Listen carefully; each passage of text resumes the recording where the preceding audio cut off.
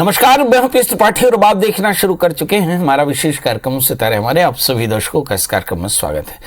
दोस्तों, आज बात करेंगे आज के पंचांग की व्रत त्योहार की, साथ ही हम आपको आपका राशिफल भी बताएंगे। इसके अलावा आज चर्चा करेंगे कि कैसे आप अपने बच्चों को एलईडी स्क्रीन के एडिक्शन से रोक सकते हैं। आपका बच्चा लगातार गेम्स खेलता है, हिंसक गेम खेलता है, लगातार अपने कमरे में बंद रहता है, बहुत ज़्यादा अग्रेसिव है, तो ऐसी स्थिति में आपको क्या करना चाहिए। इसके साथ ही आपके फोन कॉल्स होंगे, आप सीधे फोन करके अपने प्रश्न पूछ सकते हैं। हमारा फोन नंबर है 07714008777। अब से आधे घंटे तक लगातार ये फोन लाइन खुली रहेगी और हमें आपके फोन का इंतजार रहेगा। तो चलिए कार्यक्रम की शुरुआत करते हैं और जानते हैं आज का पंचांग।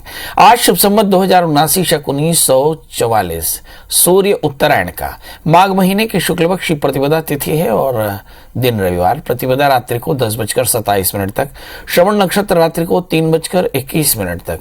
आज चंद्रमा मकर राशि में होंगे। आज का राहु काल 4:24 से 5:47 तक होगा। तो दोस्तों, ये तो था पंचांग। और अब एक सूचना, यदि आपके मन में कोई सवाल हो तो आप मेरा नंबर ले सकते हैं। मेरा नंबर है 9893363928 और दूसरा नंबर है 9753039055। इसके अलावा आप मेल पर भी मुझसे संपर्क कर सकते हैं। मेरा मेल आईडी है pstripathi9@gmail.com। इस पे डेट ऑफ बर्थ, टाइम और प्लेस लिख करके आप अपना प्रश्न लिख भेजें और थोड़ा इंतजार करें। आपकी जन्म कुंडली आपके पास होगी, फिर आप अपने प्रश्नों का जवाब पा सकते हैं। चलिए तो सूचना भाई समाप्त। तो मतलब की बात करें, आज हम चर्चा करने वाले हैं कि बहुत छोटे बच्चे, मतलब स्टार्ट फ्रॉम 3, मतलब 3 साल से लेकर के और 22 साल के बच्चों में या 25 साल के बच्चों में लगातार एलईडी का एडिक्शन बढ़ रहा है। बच्चे लगातार वीडियो गेम्स खेलते हैं, फोटोज देखते हैं, वीडियोस देखते हैं और इसका जो परिणाम है, लगभग 80% किशोर बहुत ज़्यादा गुस्से में, खीज में, बड़े आक्रामक मूड में रहते हैं। दरअसल इन दिनों में पूरी दुनिया एक खास तरह के इंटरनेट के जाल में फंसी हुई है और इस जाल में फंसे हुए बच्चों में लगातार व्यस्त रहने की आदत हो रही है। इस व्यस्तता में वो हिंसक गेम खेलते हैं, अनाप शनाप वीडियो देखते हैं और अनाप शनाप विचार पैदा करते हैं। इसका असर उनके निर्णय लेने की क्षमता, उनके ओबीडियंस, उनके डिसिप्लिन पर पड़ता है। उनके अंदर में मारपीट, अपराध, युद्ध और मानवीय मूल्यों को न मानने वाले विचार पैदा होते हैं। वे काफी नकारात्मक यानी नेगेटिव हो रहे हैं। अब आपके मन में सवाल आ रहा होगा कि पंडित जी, ये तो हम देख रहे हैं, पर सवाल ये हो क्यों रहा है? तो हम थोड़ा सा पीछे जाकर देखते हैं। यदि हम कालाधिपति पर चर्चा करें तो आप जो हमारे यहाँ मुद्रा होती है, मुद्रा को सबसे बड़ा प्रमाण माना जाता है। तो सबसे पहले हम बाटा पिक रहते थे, विनिमय एक्सचेंज था, फिर मिट्टी के हमने कॉइन्स देखे, सिक्के देखे, यानी मंगल का सिक्का था। फिर उसके बाद हमने चमड़े के सिक्के देखे, फिर हमने सोने के सिक्के देखे, गुरु का सिक्का था, फिर चांदी का सिक्का, चंद्रमा का, फिर उसके बाद में हमने पीतल का सिक्का देखा, गिलट का सिक्का देखा और फिर हमने स्टील का सिक्का देखा, यानी लोहे का सिक्का देखा, यानी शनि का सिक्का जम गया। और फिर हमने प्लास्टिक के सिक्के देखे और अब वर्चुअल ट्रांजैक्शन हो रहे हैं, यानी राहु का प्रभाव है। मतलब कुल मिलाकर के जब हम पूरे जीवन, मानव जीवन पर सबसे ज्यादा ग्रह का प्रभाव देखते हैं तो राहु का प्रभाव होता है, क्योंकि हमारी हर मशीन इलेक्ट्रॉनिक मशीन हो गई है। कार इलेक्ट्रॉनिक हो गई है, पूरा कंप्यूटर एआई से प्रभावित है, हमारा पूरा जीवन एआई से, आर्टिफिशियल इंटेलिजेंस से प्रभावित है और आने वाले दिनों में एआई और बढ़ने वाला है, मतलब राहु का प्रभाव बढ़ने वाला है। तो राहु का ये प्रभाव मानव के व्यवहार से स्पष्ट दिखाई पड़ता है। खाना पीना, व्यसन, रूटीन, इन सब पे राहु का अधिकार हो गया है। अब आप सोचते भी राहु की तरह हैं, मतलब आप रात ज्यादा जागते हैं, दिन में देर तक सोते हैं, आप हमेशा उलझे रहते हैं, परेशान रहते हैं। यहाँ पर जो चीजें कम हो गई वो आपकी फिजिकल एक्सपर्टाइज कम हो गई। मतलब अब आप बच्चे खेलते नहीं हैं मैदान पर, उनके खेलने की आदत कम हो गई है, वो एक दूसरे से मिलते नहीं हैं, उनको एक दूसरे से मिलने की आदत कम हो गई, वो मैकेनिकल हो रहे हैं। अब सवाल यह है, ऐसा क्यों? ऐसा इसलिए कि मासेस में राहु का असर हो गया है।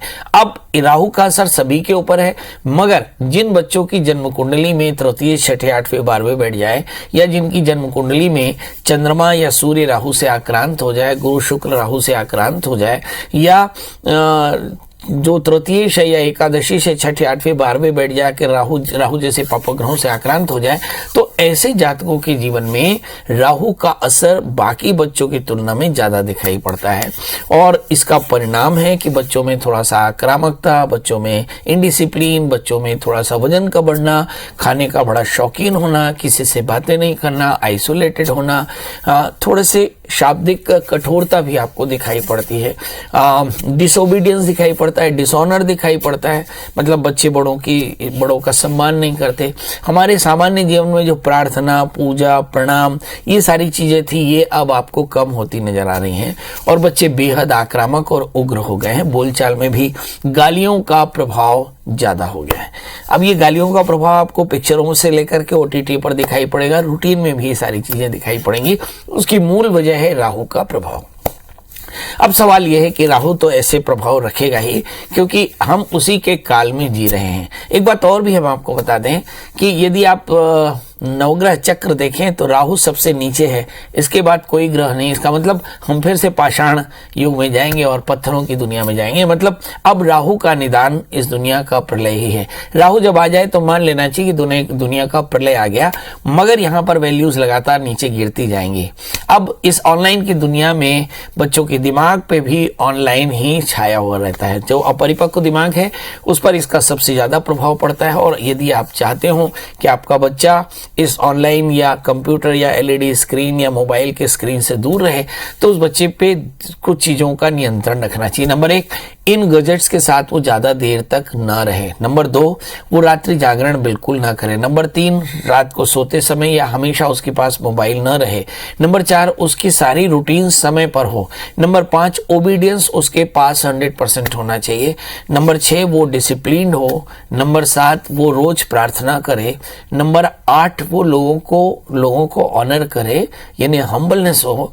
और नंबर 9 के उसको लगातार खेल कूद में बनाए रहे। नंबर 10, उसको मानवीय दुनिया में परवरिश करें, मतलब उनको बच्चों के साथ खेलने कूदने के लिए प्रमोट करें, मगर भूल के भी उसे इलेक्ट्रॉनिक गैजेट के साथ बिल्कुल भी न रखें। हालांकि ये भी एक दुर्भाग्य है कि हमारी पूरी जिंदगी जो है वो ऑनलाइन होती जा रही है, तो पढ़ाई भी ऑनलाइन होती जा रही है। ये भी पेरेंट्स के साथ थोड़ी परेशानी, मगर जितने हिस्से में ऑनलाइन हो बस उतना ही हिस्सा उनके पास रखे, उसके बाद उनसे हटा ले और फिर हनुमान जी का दर्शन करें, हनुमान चालीसा का पाठ करें और बच्चों के साथ रखे। ऐसा करने से आपको फायदा होगा। बच्चों के हाथ से कंबल, साबुन, नमक का दान कराए और हनुमान जी की पूजा करे, गुड़ चने का भोग लगावे। हाँ, रविवार शनिवार को तो काफी अच्छा रहेगा। अगर ये सब उपाय करें तो मुझे लगता है काफी हद तक आपके बच्चे इस परेशानी से बच सकते हैं। चलिए, अब हमारे साथ कॉलर्स की जुड़ने का सिलसिला शुरू हो चुका है। हमारे साथ लगातार कॉलर जुड़ रहे हैं। यदि आपके मन में भी कोई सवाल हो तो आप डायल करें 07714008777। अब हमारे साथ पहले कॉलर हैं परमेश्वर जी। परमेश्वर जी, आपका बहुत बहुत स्वागत है। बताइए क्या जानना चाहते हैं। जी पंडित जी प्रणाम। एकदम प्रणाम, बताएं। जी, मेरा जन्म तिथि है 7 मार्च 1994। हाँ हाँ। और जन्म स्थान है बिलाईगढ़। जन्म समय रात का 1 बजे से 1:30 बजे के बीच में। और भिलाई का जन्म है? नहीं, बिलाईगढ़। क्या जानना है? सर, शादी वादी के बारे में जानना है, किधर होगा। अभी क्या कर रहे हो सर आप? अब घर में ही काम करते हैं। और कमाई धमाई का कुछ जुगाड़ है नहीं है? हाँ, कमाई धमाई का जुगाड़ है ना? तब आपको हाँ। शादी होना चाहिए। मतलब चलिए आइए देखते हैं अब आपके शादी में क्या प्रॉब्लम है। आपका जन्म लग्न धनु है, राशि भी धनु है, माने 7.5 शनि के प्रभाव से बाहर हो गए हैं। 3रे स्थान में शनि, जब आप पैदा हुए थे तब भी आप 7.5 शनि से बाहर थे, मगर 3रे स्थान में शनि के कारण शादी में परेशानी आती है। तो शादी से पहले एक छोटा सा अर्क विवाह करा लें। अब दूसरा प्रश्न, शादी होगा तो कब होगा? तो शादी होगा तो अप्रैल 2023 के बाद 1 वर्ष के भीतर होगा। तो शादी से पहले अर्क विवाह कराएंगे और एक 4 कैरेट का पुखराज माणिक्य धारण करेंगे तो कल्याण होगा। कोशिश करेंगे कि रविवार का 1 साल का व्रत करेंगे तो फायदा होगा। अब हमारे साथ सरिता जी जुड़ी हुई हैं। सरिता जी, आपका बहुत बहुत स्वागत। बताइए क्या जानना चाहती हैं। हेलो, नमस्ते सर। नमस्कार। मेरे को ना अपने बच्चे के बारे में जानना था, जो 25 नवंबर 2022 2:17 सुबह फ्राइडे को हुआ है। उसके भविष्य मतलब उसका स्वभाव कैसा रहेगा। जन्म समय कितने बजे का है। 2:17 सुबह का टाइम है। दोपहर का। हाँ, दोपहर 2:17 का। और जन्म स्थान है रायपुर। जी। मतलब बच्चा अभी 3 महीने का है, आप उसका स्वभाव जानना चाहते हैं। चलिए आइए देखते हैं। इस बच्चे का जन्म लग्न कन्या है और राशि इसकी वृश्चिक है। कन्या लग्न वाले बेहद सेंसिटिव होते हैं। तृतीयेश लग्नेश तृतीयस्थ है। मुझे ऐसा लगता है कि बच्चा बेहद सेंसिबल होगा। भाग्य स्थान में मंगल है, काफी संघर्ष करेगा। 5वें स्थान में शनि बहुत जस्टिफाइड होगा। 7वें स्थान में बृहस्पति बहुत अच्छा इसे एसोसिएशन मिलेगा। 3रे स्थान में शुक्र चंद्रमा थोड़ी सी एंग्जाइटी और बहुत पैसे वाला होगा, बहुत लैविश लाइफ जिएगा और बहुत स्मार्ट होगा। मतलब कुल मिलाकर के बच्चा बहुत अच्छा होगा और काफी कूल होगा। इस समय जब हम इसकी जन्म पत्री देखते हैं तो इसकी जन्म कुंडली में करीब 18 साल जो होगा वो 2040 के आसपास में होगा और तब ये साइंस लेकर के आगे चलकर बहुत बड़ा डॉक्टर बनेगा। मेरी तरफ से ढेर सारी शुभकामनाएं। इस बच्चे को सर्दी कफ साइनस थ्रोट इन्फेक्शन से बचा के चलिए और इसके लिए आपको आहार का संयम रखना होगा। जी, अभी हम चर्चा कर रहे थे कि बहुतायत में बच्चे एलईडी स्क्रीन, मोबाइल, टीवी के अट्रैक्शन में हैं, एडिक्शन में हैं और उन्हें आप कैसे बेहतर इंसान बना सकते हैं, कैसे उनकी आदत से उनको बाहर ला सकते हैं। तो पहली बात यह है कि माँ बाप को अपने बच्चों के साथ काफ़ी समय बिताना चाहिए, बहुत सारा प्यार देना चाहिए, क्योंकि बहुत बच्चे आइसोलेटेड हो रहे हैं, इसलिए उन्हें इस तरह के डिवाइस की आवश्यकता होती है। मतलब हम पेरेंट्स के पास समय थोड़ा सा कम है तो पेरेंट्स को बच्चों के साथ समय बिताना चाहिए। नंबर 2, बच्चों को उनकी कैपेसिटी के अनुसार घरेलू काम में सहयोग लेना चाहिए। यदि आप बच्चों को अपने घरेलू काम में पार्टिसिपेशन देंगे तो काफ़ी अच्छा रहेगा। फिर बच्चों की हॉबीज़ डेवलप करनी चाहिए, जैसे ड्राइंग है, पेंटिंग है, डांस है, म्यूजिक है। इन क्लासेस में आप उन्हें ज्वाइन करा सकते हैं। फिर चौथी बात है, बच्चों को नेचर से कनेक्ट करना चाहिए। जैसे बच्चों को गार्डनिंग का या थोड़ा सा फार्मिंग का काम आप करा सकते हैं। इससे बच्चे काफ़ी ज़्यादा एक्साइटमेंट महसूस करते हैं। और इसके अलावा बच्चों को दुनिया में बनाए रखने के लिए बच्चों को पेट ला के दें, ताकि बच्चे जानवरों के साथ भी अपना थोड़ा सा समय बिताएं।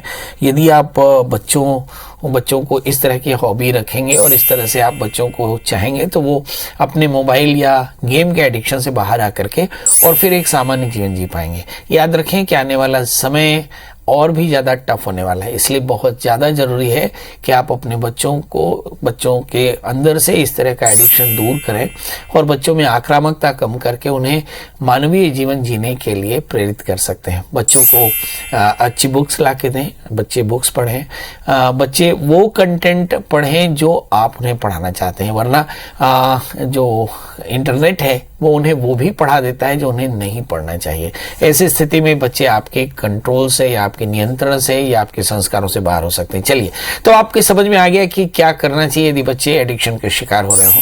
तो दोस्तों, अब कल फिर हाजिर होंगे किसी नए विषय के साथ। तब तक मुझे दीजिए इजाजत। नमस्कार।